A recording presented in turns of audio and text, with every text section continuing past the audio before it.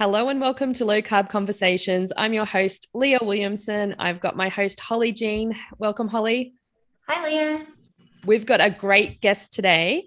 Our guest today is a 2014 National Baseball Champion, author of the Ketogenic Bible, and CEO of ketogenic.com, Dr. Ryan P Lowery. Welcome, Ryan. Hey, thank you. Thanks for having me. So glad to have you on. Like the last time we had you on was in 2018. So I'm assuming lots changed since then. You had Yeah. just released the Ketogenic Bible. So we talked all about that book, and I'd love for you to talk a little bit more about it. But I'd also like to, because it's been such a long time, and I feel like these days, anything past 2020, when the pandemic hit, nobody remembers anything past then anyway. I'd love for you to share your story with our listeners, tell them a little bit about your background, and then bring us up to date with what you've been up to lately. For sure. Well, again, thank you for having me on. It's an honor to be on here. I grew up playing sports my entire life. Super well connected and close knit family. A big Italian family, and my story really started when I was in my teens, and my grandmother passed away unexpectedly. And when you have that Italian family, she's like the rock of your entire family, and she was in her early 60s. And she had heart disease, type 2 diabetes, and just one weekend, just things happened.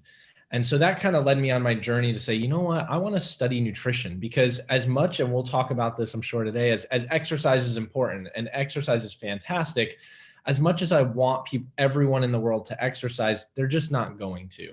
But at some point, everyone has to consume food. So I was like, let me try and correct or help address that issue. And so I went to University of Tampa, studied there. I got my master's in exercise and nutrition science, started doing some research during that time, went on and got my PhD in health and human performance, and did my entire dissertation on ketogenic therapies, one of which was ketogenic diets and supplementation for improving Crohn's, which was a really, really cool study.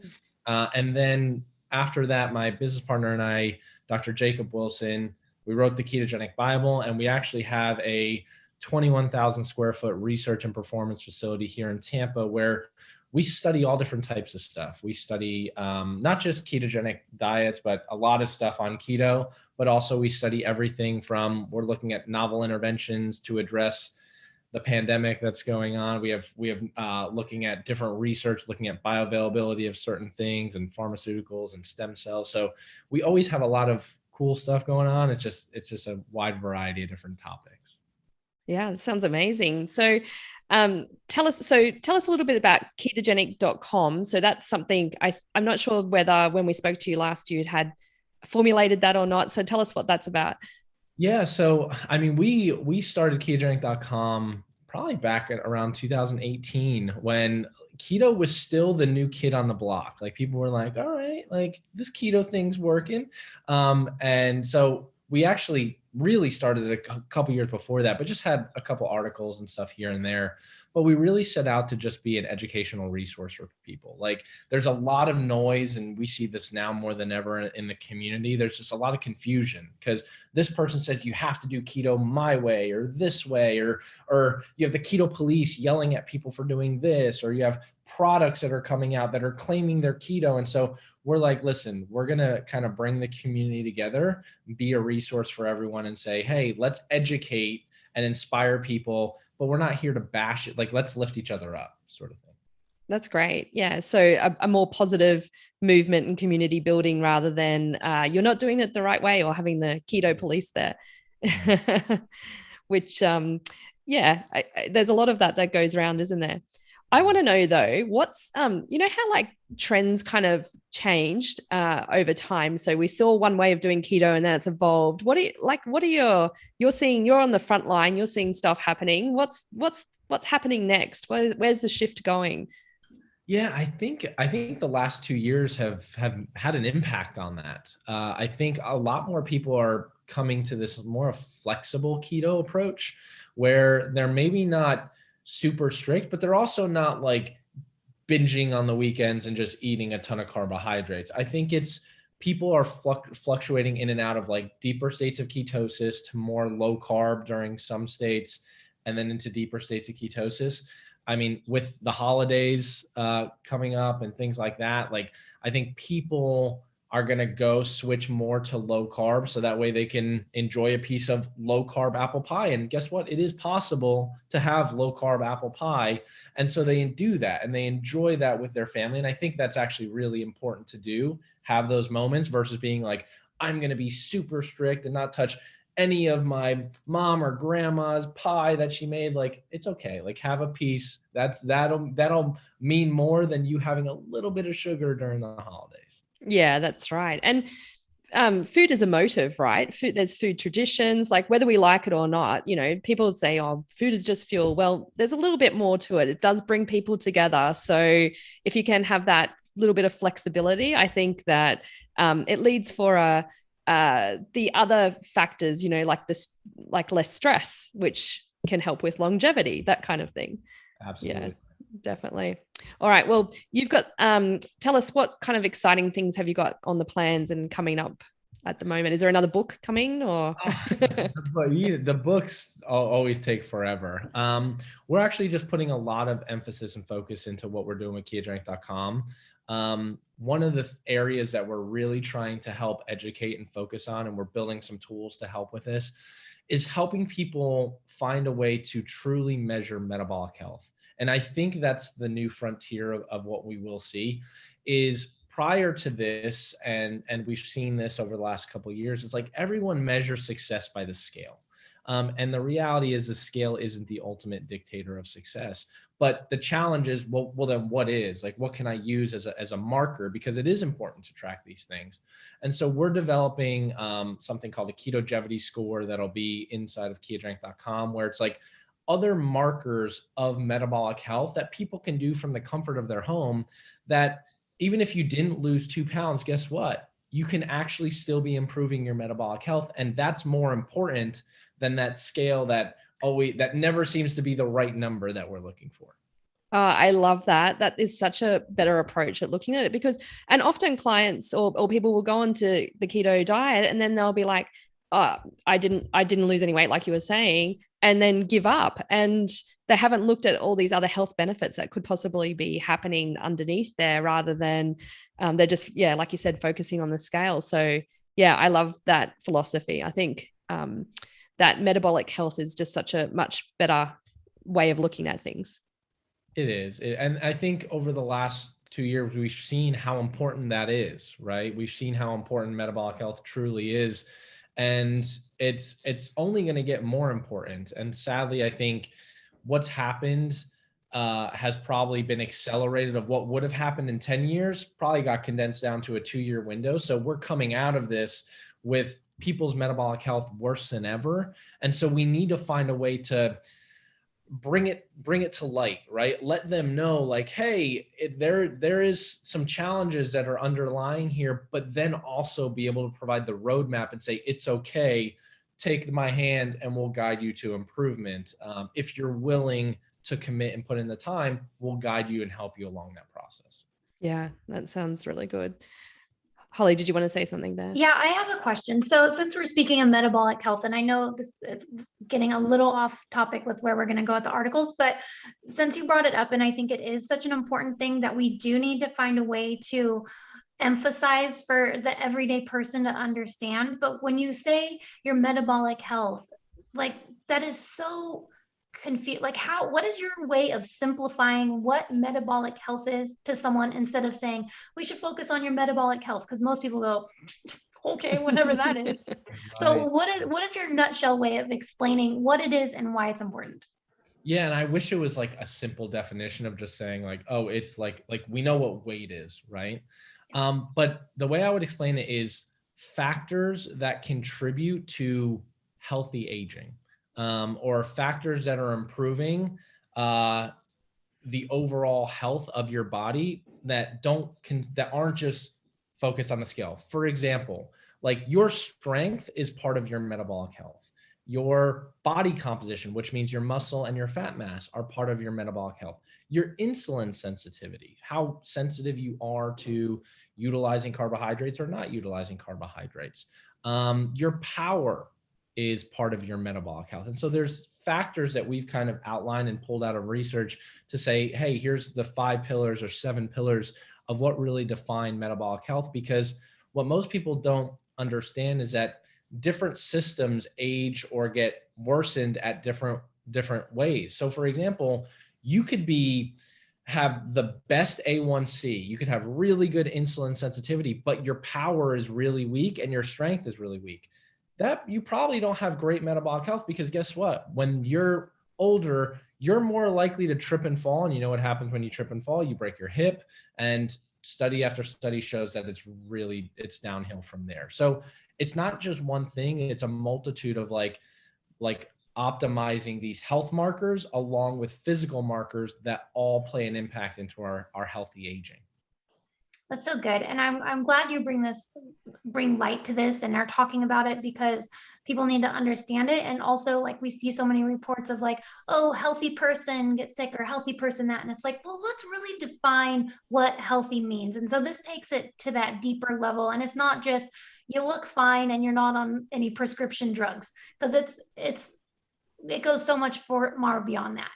100%. And we see this over and over again in research. Is like, people to the eye, you would look at someone and go, wow, that person's really healthy, right? And when you really look underneath the hood, so to speak, there's a lot of things that are going wrong. Like, you wouldn't believe, you guys probably would understand, but maybe some of the listeners wouldn't understand, is how many people are pre-diabetic or diabetic and have no idea whatsoever. And they're not being told to change any of their lifestyle habits. Their doctor might look at them and go, hey, we're not going to run any blood panels on you this year. You look great. Like, you're in good shape. Keep going.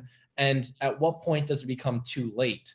So we need to create some of these metrics and some of these markers to be able to identify them early on, to then be able to apply an intervention so we can overcome it before it gets to that point. Yeah. That's so great. Yeah. So good. Thank you. That was a nice little detour, but very important. I think it still fits in with the articles that we're going to be talking about today. But before we get to the articles, I just wanted to talk about one thing that's coming up, and that's Las Vegas Keto Expo.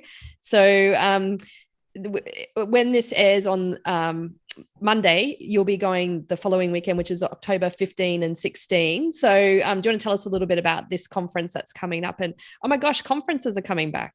I know, right? And we were just talking, I'm super excited about it. It's nice to be able to finally get back in person, be able to see everyone, and honestly just learn. And I'm going to be there learning it's not even just science, it's practical experience that people are having in the field, and people just sharing their stories. And there's nothing better and I go to a lot of conferences. There's nothing better than the keto community or low carb community coming together and just having a good time. There's just so much positivity and love that it's just like, it's going to be a fantastic time. Yeah, I'm feeling like real FOMO, because we need the world to open up so I can fly over and see everybody again. So tell us a little bit about some of the speakers that are going to be there. What are you going to be speaking about first?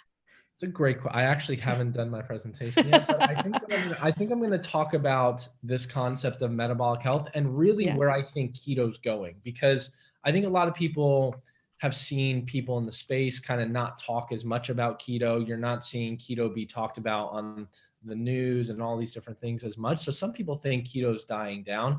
I actually think it's kind of like a trampoline. It might have come down, but it's getting ready to spring forward, because I think a lot of people are going to be looking for strategies to improve their metabolic health, or for most people, they think it's just losing weight. And we know over and over again that eating a well-formulated ketogenic diet or being in this ketosis state has helped numerous benefits. Yeah, definitely. And some of the other speakers that'll be there, I saw like Maria Emmerich, she's going to be there. She's always at the conferences, always good fun. Who else was going to be there? Holly's going to be participating. That's awesome. I think Ben Azadi's going to be there. Oh, Ben, yeah. And our friend Anna Kabecka. Yeah, Dr. Anna Kabecka. Yeah. Yeah, so some really great. Cynthia Thurlow. We've had her on. Yeah. Some really great people going to be there, and we'll link that up into the show notes if people are close by and can get to Las Vegas for a weekend and have a good time. So All right. Holly, I'm going to hand over to you because you've got the first article. Okay, so yeah, Leah's right. We didn't derail too much with our little conversation there. This first article, it is titled "What a Healthy Body Means for Mental Health: The Importance of Eating Right, Getting Exercise, and Sleeping." A quick little summary here. This article is about how your physical health can affect your mental health, and how when thinking about the role that they play together, there are things to consider, such as including eating healthy, getting consistent exercise, and the quality of sleep. And if we don't pay attention to these aspects of our physical life, then they can lead to depression, anxiety, and other mental health issues. So we've heard about the gut-brain connection and how the microbiome plays a role in our mental health. We've heard about how exercise has mood-boosting benefits. And we've even heard about how there's brain-boosting foods. But Ryan, what can you tell us about the importance of taking care of yourself physically for the sake of your mental well-being? Yeah, it's very important. And I think we're starting to see a lot of that, right? You're seeing kids now have severe anxiety in schools with everything going on. You're seeing more and more adults have anxiety and depression, and being overall health plays an important aspect to that. Like you mentioned, exercise over and over and over in studies shows positive benefits for mood and things like that. And we see nutrition. Eating McDonald's or eating junk food every day is a surefire way that over time you might get this temporary dopamine response when you have those French fries, but it's very quickly that'll come down, and over time that starts to wane on you. And then another one that's a big factor is like sleep. And people, and I'm a big culprit of this. Like, it's the one area of my life that I like sacrifice, probably not the best amount, but like I've my nutrition dialed in, I exercise, but like it's so easy, right? It's so easy to sacrifice sleep. And if you have kids, it's like, oh, well, I got to get up and do this. I'm just like, I'll work really late at night and I love getting up early, but I understand that I need to spend time even on the weekends playing catch up sometimes, because if I only sleep 5.5 hours a night, I can feel it waning on me throughout the week, where I'm not in the same state on Friday as I am on Monday. But now add that up over weeks or years and it starts to play an impact. So it's not one thing or the other, it's all these things kind of coming together. Getting sunlight is another big one. Human touch and connection, even just this, like talking to people is important. And a lot of people didn't have Zoom or meetings like this over the last 2 years, but physical touch, like seeing a human being in person, all of these things have beneficial effects for our mood.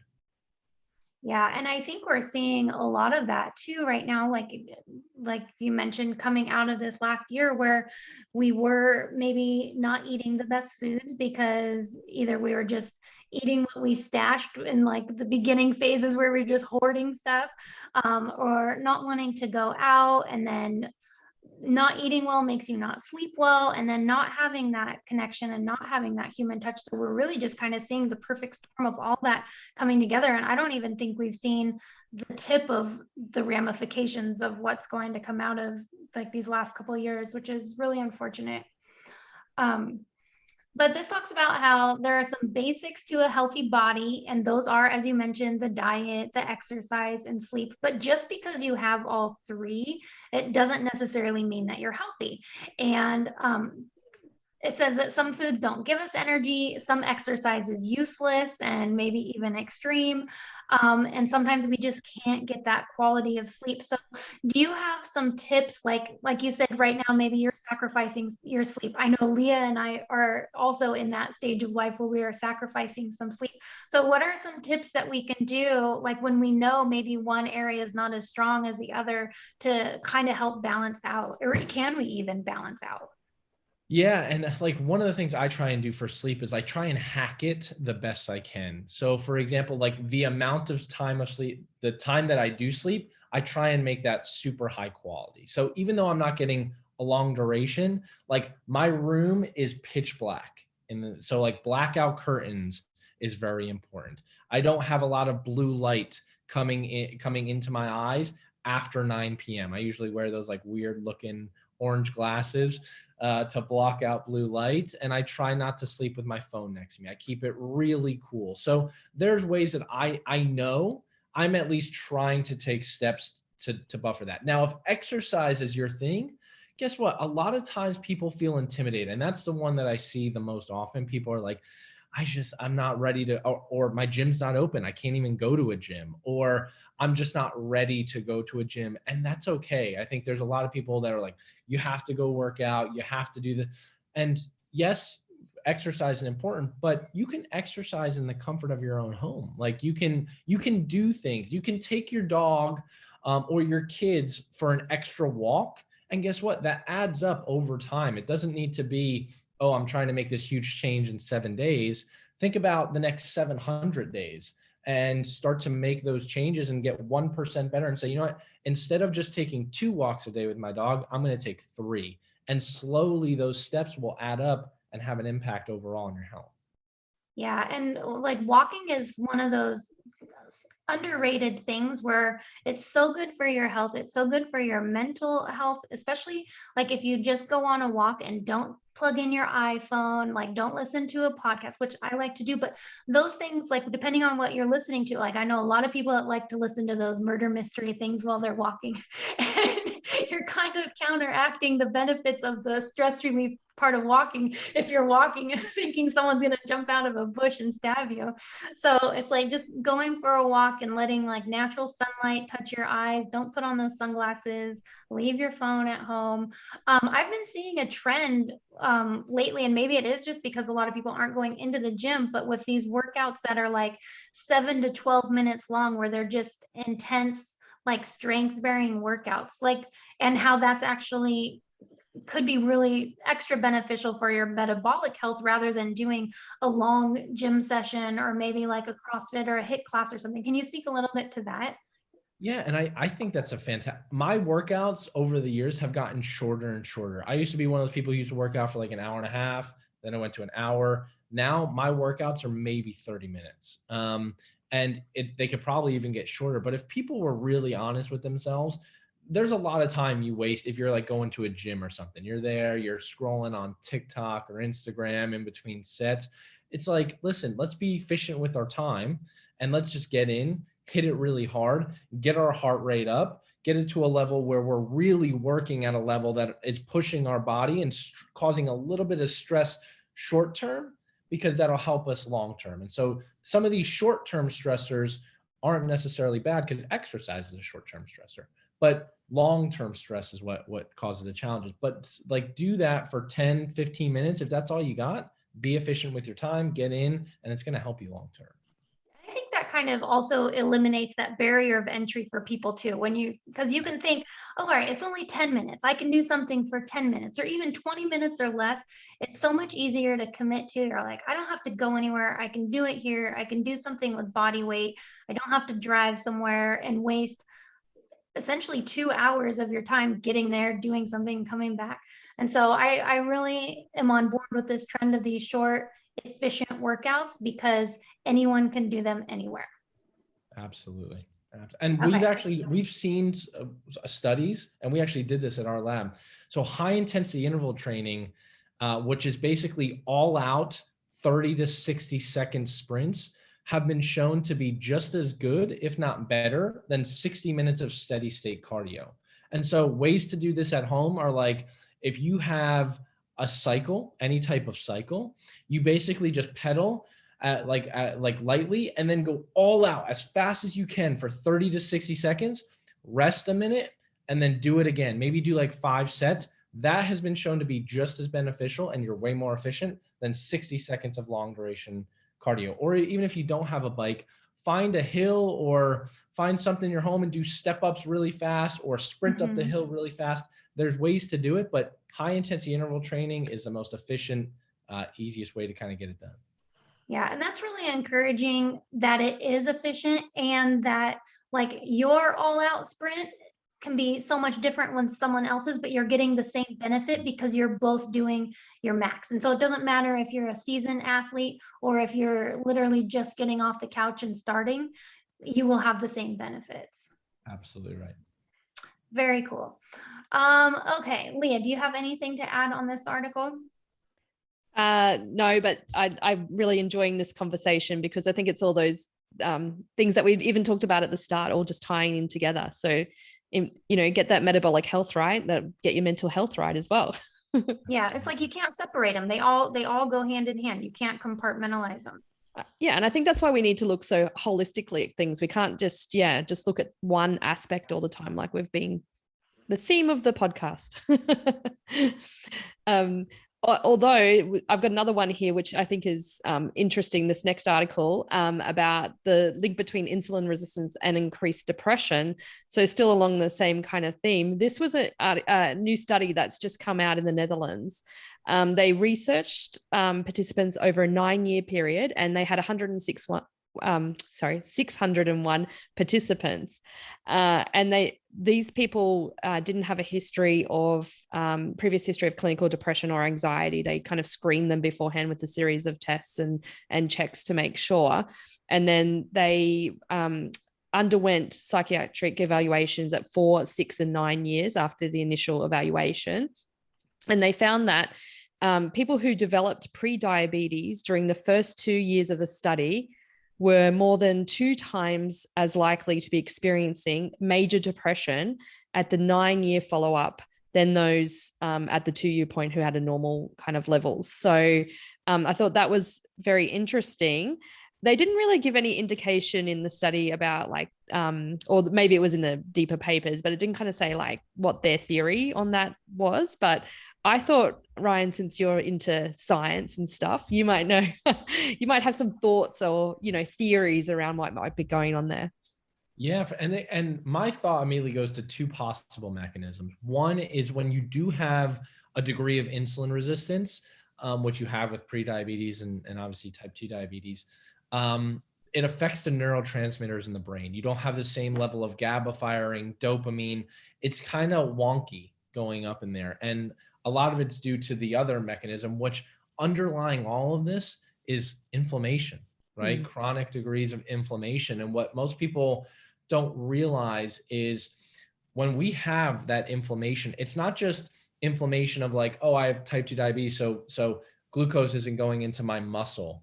Glucose also isn't going well into your brain, right? There's resistance of glucose crossing your blood-brain barrier, and it's getting more and more difficult to do that. And so that's why we see incidences of people who have insulin resistance also have higher rates of Alzheimer's and some of these other things that are contributed to lack of fuel to the brain. And so a lot of it's due to that chronic inflammation that's underlying a lot of this, and the effects that it has on the neurotransmitters and overall just fuel to the brain. That's likely a contributing factor in all of it. Yeah, definitely. And I think like going back to that inflammation, then we're looking at things like diet, lifestyle, those kind of things that are happening there. And you would, I wonder, maybe the Netherlands is going through the same kind of dietary issues that most of the modern world is. So maybe did they look at the diet that they were eating, these people? I don't know. I've only been to the Netherlands once years ago, and there was a lot of deep fried food in little vending machines that you could get. It has such a huge impact. And even in the ketogenic Bible, we talked about, there were some studies back then that were already looking at like ketones acting as mood modulators, and because they're able to cross the blood-brain barrier in these conditions. So like if ketosis has been shown over and over again to positively affect mood, clearly food and the fuel that we're providing has an impact. And so there needs to be a lot more looking at this, but exercise, food, vitamin D exposure, connection, all those things that we were talking about all have an impact on inflammation and then just overall mood stabilizing properties. Yeah, definitely. And also one question I wanted to ask was they measured 3 factors that indicated insulin resistance, and it was the ratio of triglycerides to high density lipoprotein cholesterol, blood sugar level in the form of fasting plasma, glucose level, and waist circumference. Do you think they're good measurements of insulin resistance? Or do you think that there could be some other factors? Yeah, those are tough. Like the fasting glucose is the one that's used the most often. Honestly, the best measure is hemoglobin A1C. So like an H1C, an HA1C, what it does is it basically is a marker of the average of your last 3 months fasting blood glucose levels. And so one of the reasons why I don't like some of those measures is because even with fasting glucose, it's not that reliable short term. When you have it over a 3 month period, which is what A1C looks at, it's a lot better marker. But you could have woken up and you looked at your phone and you saw something stressful, or the movie or the podcast that you were listening to that was the murder mystery started playing, and you got this jolt of cortisol that kind of spiked you up, and you look at your fasting glucose and you're like, wait a minute, I'm 130. What's going on here? Is that a true accurate 130?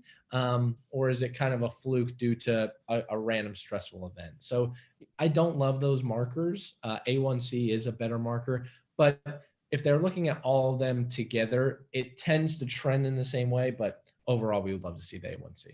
Yeah. It would be interesting to see what other information they're pulling out of this study. And, and I like to ask a few questions around studies because we know they're not always valid. Yep. And how they do them. So I just wanted to make sure that maybe this study could be a good one with some promising things. And I mean, like a lot of these studies we see, we already know in the community that these things are happening. So it's good to have this scientific research that's coming in and backing it up. Absolutely right. Yeah. All right, Holly, I'm handing over to you. We've got this last article, which okay.